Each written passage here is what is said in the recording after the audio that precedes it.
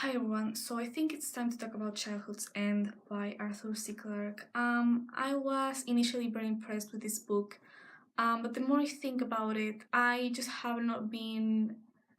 I don't think it's going to become exactly top 5 or maybe top 10 of all my, favorite books of all time, but I do think this is still very impressive, and I very much admire the things that it was able to do, even though it has some flaws. So that's the summary, to so to speak, of the review. So my first point, as always, is writing style, and I feel like the writing style of this book is not too detrimental to the story, to the novel, but in general, the book tends to tell instead of showing. It covers quite a big amount of time, I think about 150 years. So it's very much, it's at times trying to give you an overview of what's going on, what the society is like in general, and what people are like and stuff. But you rarely see examples because, again, it's kind of giving you, it's just almost trying to be an essay of an imaginary utopian society more than anything else, more than a particular story. So for writing style, again, it's not too bad in general. It can actually be very beautiful at times, um but it also has its issues because, again, it's not very vivid, and it does not prefer to show instead of telling. So it is half a star for writing style. For the plot or storyline, I will give it a full star because I do think that everything was well placed together. The fact that it covers such a long amount of time and it's very short is going to be an issue from the beginning, because there's some arcs, let's say, or subplots that are dropped very soon and they don't really develop into anything major and stuff like that. But honestly, I think that it's still very cohesive and it's still very logical because, for example, some twists are foreshadowed very well, and everything seems to make sense in retrospect as you find out more things about the story and the world, the universe that this is set in. You start to look at the previous things of the story and start to realize that it does all make sense together. Now, third point is characters, and I will be brief with this one. The fact, again, that it covers like 150 years or so, it doesn't really let the characters develop. I think it would have been fine for this book to be much longer if it meant that it had more interesting characters, because basically no character here is interesting or even seems deep or realistic. To be honest with you, some of them are just unlikable because they're so bland. A few are a bit better. I think Jan is an especially good example, but even he is kind of like not very flat or anything. He's a bit on the blander side. Don't even get me started with Jean. So Clarke clearly can't write female characters too well.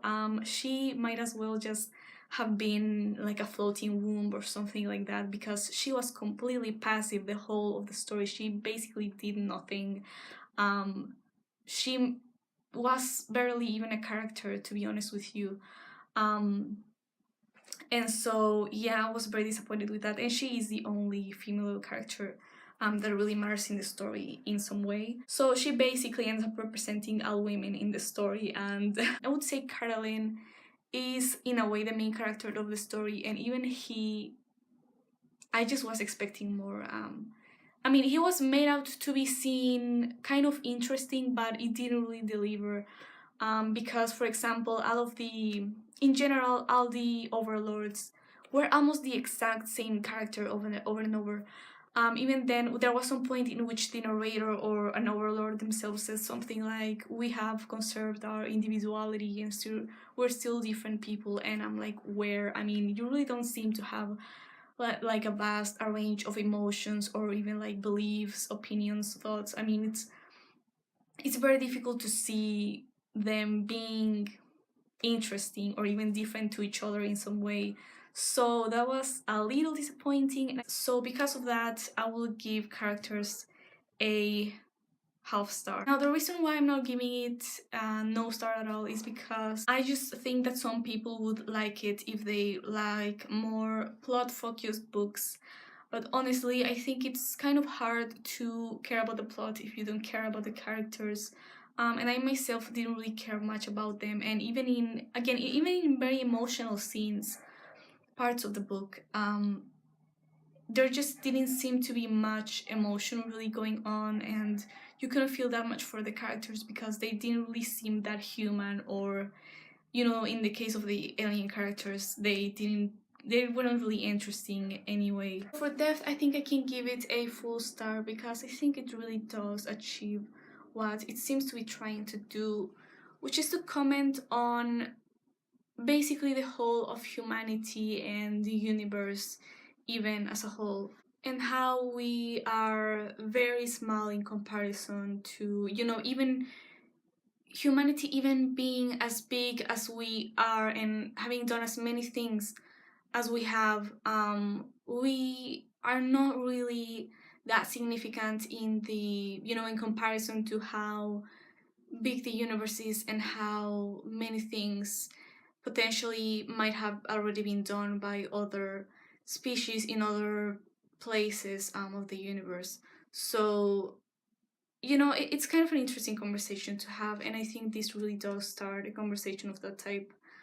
And I can really see myself rereading this. My personal feelings towards the book, and I give it a half star for this again. Writing style sometimes was more tell instead of show, so at times it just got boring. It did a couple of things that I just thought were pet peeves of mine, like the female characters things. Speaking of female characters, there's this character that is mentioned and named in the prologue of the novel, and she's never mentioned again. She's not part of the story at all, and that's really a pet peeve of mine when any character is introduced at the beginning, and that's not even remotely the main character. And the prologue itself, to be honest with you, could have just been taken out completely, and the novel would be the same, if not better. But these are very small things because, I mean, overall, I felt pretty shocked by the time I had finished reading this book. I felt like it was an ending that maybe some people would find a bit cliche or just too strange. Not really cliche, but maybe some people felt that it was reading too much into the magic or paranormal side.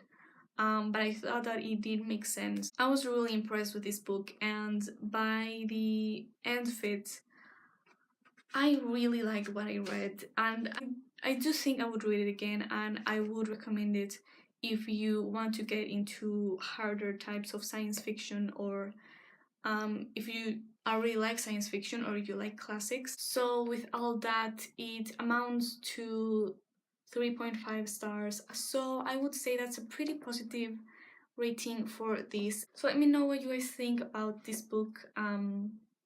Or whether you would read it if you haven't.